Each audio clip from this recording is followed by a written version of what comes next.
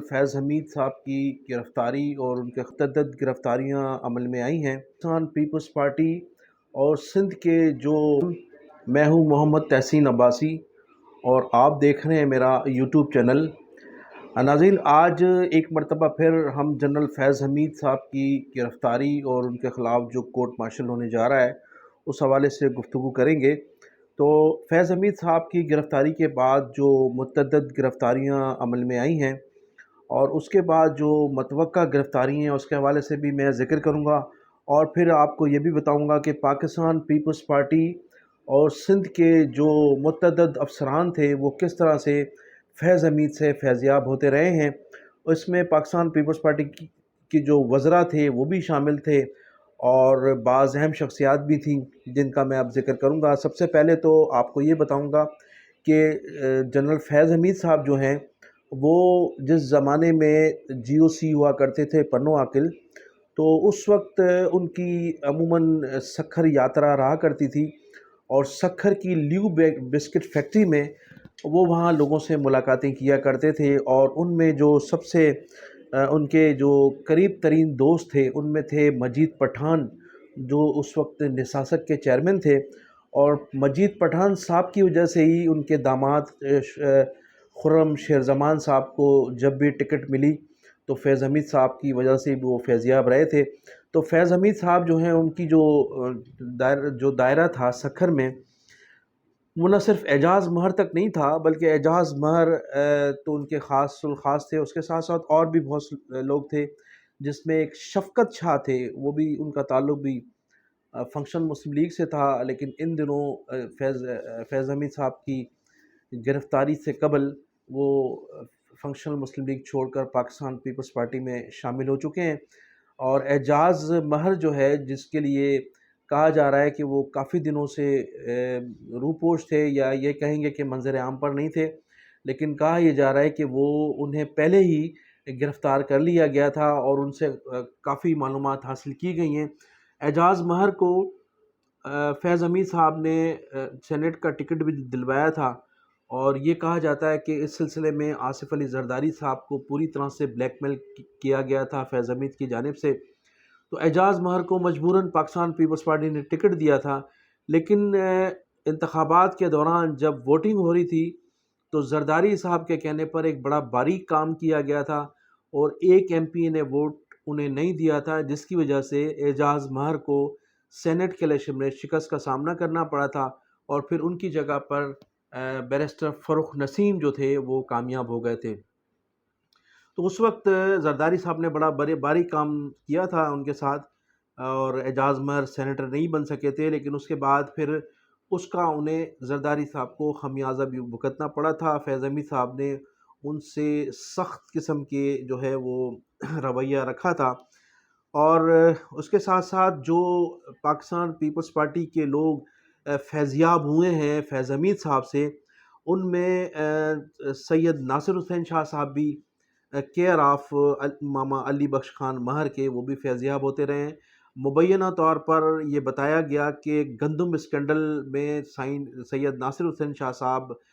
کا نام تھا، اور اس میں ان کی پوری مدد کی تھی فیض حمید صاحب نے، ان کے خلاف مقدمہ نہیں بن سکا تھا۔ اس کے علاوہ پھر اعجاز جکھرانی صاحب ہیں،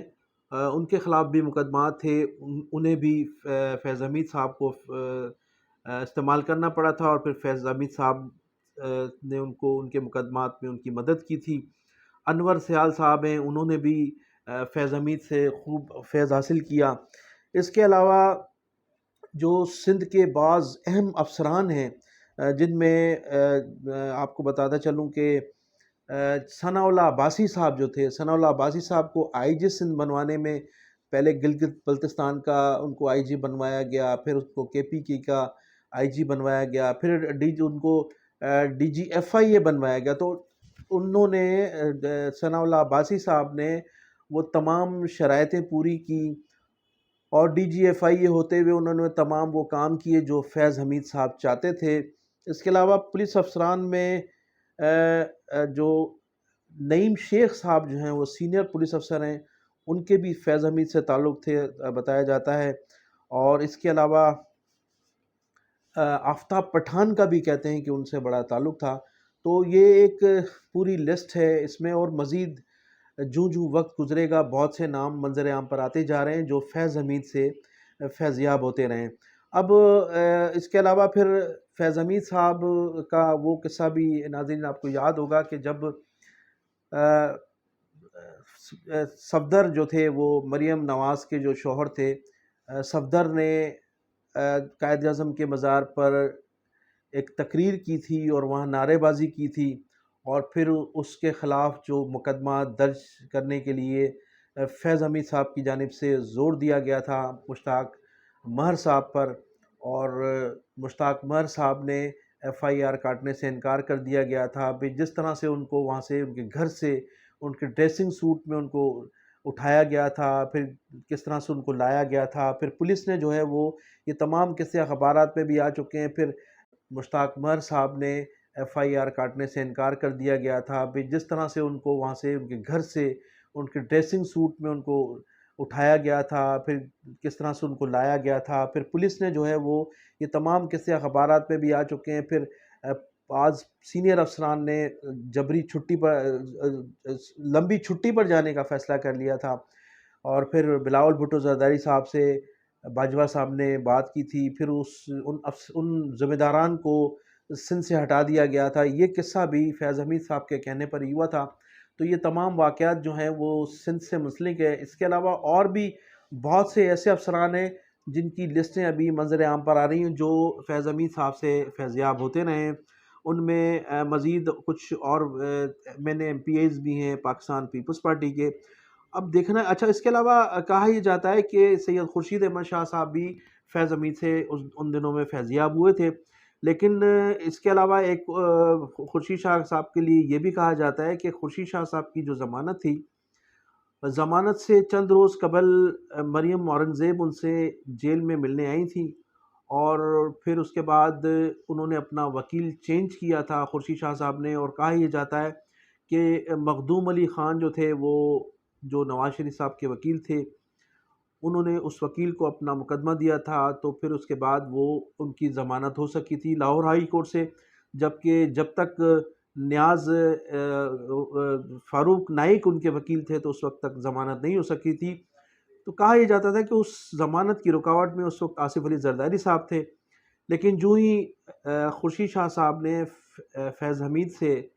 رابطہ کیا اور ان کی فوری طور پر ضمانت ہو گئی، نواز شریف صاحب نے ان کو وکیل پرووائڈ کر کے دیا تھا، تو خورشید شاہ صاحب بھی ایک لمحے پر ان سے فیضیاب رہے ہیں۔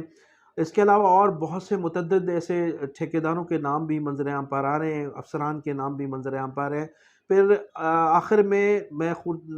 مراد علی شاہ صاحب کے لیے بھی آپ کو یہی کہوں گا کہ مراد علی شاہ صاحب بتاؤں گا کہ مراد علی شاہ صاحب بھی جو ہیں فیض حمید صاحب سے فیضیاب ہوتے رہے ہیں۔ اب یہ جو دوسرے لوگ، کچھ کرنلز گرفتار ہوئے ہیں، کچھ بریگیڈیئرز گرفتار ہوئے ہیں، کچھ اور دوسرے لوگ پنجاب سے گرفتار ہوئے ہیں، اب دیکھنا یہ ہے کہ ہماری جو ادارے ہیں یا جن لوگوں نے فیض حمید کو گرفتار کر کے انہیں کسی انجام تک پہنچانے کا فیصلہ کیا ہے، تو یہ جو فیضیاب ہونے والے لوگ ہیں، خاص طور پر وزراء، اراکین اسمبلی اور پولیس افسران، ان کی گرفتاری عمل میں آتی ہے یا نہیں، سوالیہ نشان ہے۔ اس لیے کہ اعجاز ماہر کو بھی گرفتار کر لیا گیا ہے، اس کا کوئی اس وقت کوئی سرکاری عہدہ نہیں ہے، اور شفقت شاہ بھی ابھی سکھر سے گرفتار نہیں ہو سکے ہیں۔ اس کے علاوہ جو دوسرے فوجی افسران ہیں، ان کے جو ساتھی ہیں، کچھ جیل سپرنٹس ہیں، ان کو گرفتار کیا گیا ہے، اور متعدد لوگ ان کے کچھ تقریباً 60 سے زیادہ لوگ ابھی تک فیض حمید صاحب کے ساتھی گرفتار کیے جا چکے ہیں۔ اب پھر ایک مرتبہ یہی کہوں گا کہ سوالیہ نشان ہے کہ یہ جو وزراء پاکستان پیپلز پارٹی کے، یہ جو فیض حمید سے فیضیاب ہوتے رہے ہیں اور اپنی وزارتیں بھی مضبوط کرواتے رہے ہیں، اپنی کرپشن کو بھی چھپاتے رہے ہیں، اور کرپشن ثابت ہونے کے بعد ان مقدمات سے جان بھی چھڑاتے رہے ہیں، تو ان لوگوں کی گرفتاری عمل میں لائی جا سکے گی، یا یہاں بھی کوئی سودے بازی ہوگی، یا پھر ان کو اسی طرح سے چھوڑ دیا جائے گا۔ ایک تو یہ تھا، پھر دوسرا بڑے افسوس کے ساتھ مجھے یہ کہنا پڑتا ہے کہ فوج پر تو لوگ تنقید کر رہے ہیں، فیض حمید کی گرفتاری پر تو ایسے طوفان برپا کر دیا گیا ہے، اگر فوج احتساب نہ کرے تب بھی فوج پر تنقید کی جاتی ہے، اور جب فوج احتساب کرنے جا رہی ہے احتساب کا عمل انہوں نے اپنے ادارے سے ہی شروع کیا ہے، تو اس کے باوجود بھی یہ طوفان برپا کیا ہوا ہے کہ فیض حمید کو کیوں گرفتار کیا گیا ہے اور ان کے ساتھیوں کو کیوں گرفتار کیا جا رہا ہے۔ تو میرے خیال سے اس وقت تو یہ بہت اچھا عمل ہے۔ فوج کو چاہیے کہ جب انہوں نے احتساب کا عمل اپنے گھر سے شروع کیا ہے تو وہ سویلین کے خلاف بھی ایسے اقدامات کرے تاکہ سویلین لوگوں کے خلاف بھی کرپشن اور بدعنوانی اور بدماشیوں کے خلاف جو ہو احتساب ہو سکے، وہ لوگ بھی گرفتار ہو سکیں جن لوگوں نے ناجائز طور پر اس ملک کی دولت کو لوٹا ہے۔ اور آج ملک جس معاشی صورتحال سے دوچار ہے، اب فوج کی ذمہ داری ہے، اس لیے کہ فوج ایک طاقتور ادارہ ہے اور فوج ہی یہ کام کر سکتی ہے۔ آخر میں بانی متحدہ الطاف حسین صاحب کی متعلق یہ کہتا چلوں کہ الطاف حسین صاحب نے بھی گزشتہ روز بھی یہی کہا ہے